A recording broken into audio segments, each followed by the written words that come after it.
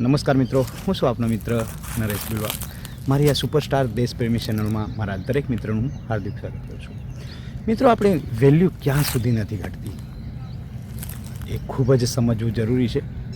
કેમ કે આપણે ક્યારેક આપણું ફેલિયર આવી જતું હોય છે, નિષ્ફળ થઈ જતા હોય છે, ત્યારે આપણે સમજી જતા હોય છે કે યાર આપણી વેલ્યુ ઘટી ગઈ.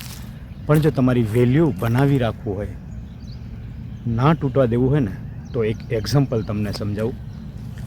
એક એક્ઝામ્પલ તરીકે જુઓ તો સમજી લો મિત્રો, તમારા પાસે 500 રૂપિયાની નોટ છે. કોઈ વ્યક્તિ પાસે 500 રૂપિયાની નોટ છે.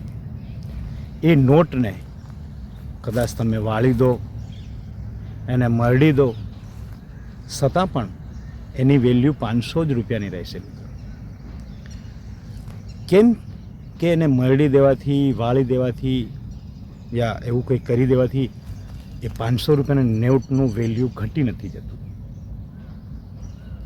તેવી જ રીતે મિત્રો, આપણે પણ ગમે તેવા સમયમાં, સંઘર્ષના સમયમાં, ફેલિયરના સમયમાં ખૂબ જ હિંમતથી કામ લેવું પડશે, ખૂબ જ ધ્યાન દિમાગથી. કેમ કે તમારી વેલ્યુ તમારે પોતે જ કરવી પડશે.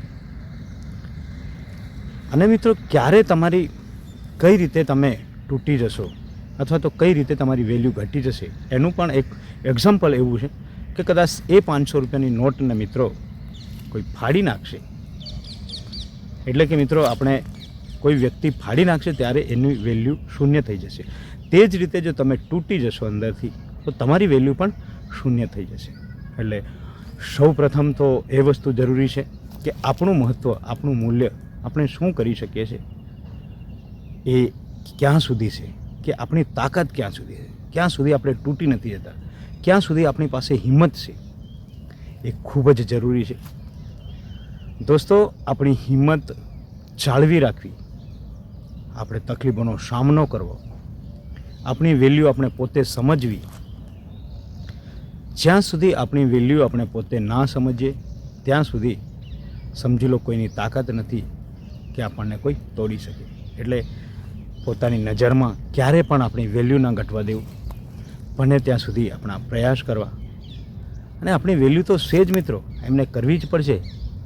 પણ જો તમે હિંમત ના હાર્યા, તો જો તમે જ તૂટી જશો, જેવી રીતે 500 રૂપિયાની નોટને મેં તમને એક્ઝામ્પલ તરીકે સમજાવ્યું કે 500 રૂપિયાની નોટ ક્યાં સુધી એની વેલ્યુ છે અને ક્યાં સુધી નથી. એટલે કે એના ટુકડા કરી દેવાથી એની વેલ્યુ પૂરી થઈ જાય છે. પછી એની વેલ્યુ તમે ગમે તે કરીને પાછા એને પટ્ટીથી સોટાડી દો યા ગુંદરથી સોટાડી દો, તો પણ એની વેલ્યુ એ જે નોટ હાજી હતી એટલી વેલ્યુ રહેવાની નથી મિત્રો. એટલે મારા એવા દરેક મિત્રને યા દરેક લોકો એવું નેગેટિવ સોચી રહ્યા હોય, નેગેટિવ વિચારી રહ્યા હોય, પોતાની વેલ્યુ ઘટાડી રહ્યા હોય, એમના ખરાબ સમયમાં એવા મિત્રોને કહું છું કે દોસ્તો, ક્યારે પણ તમારી વેલ્યુ ઘટવા ના દેતા, ક્યારે પણ તમે નેગેટિવ ના વિચારતા.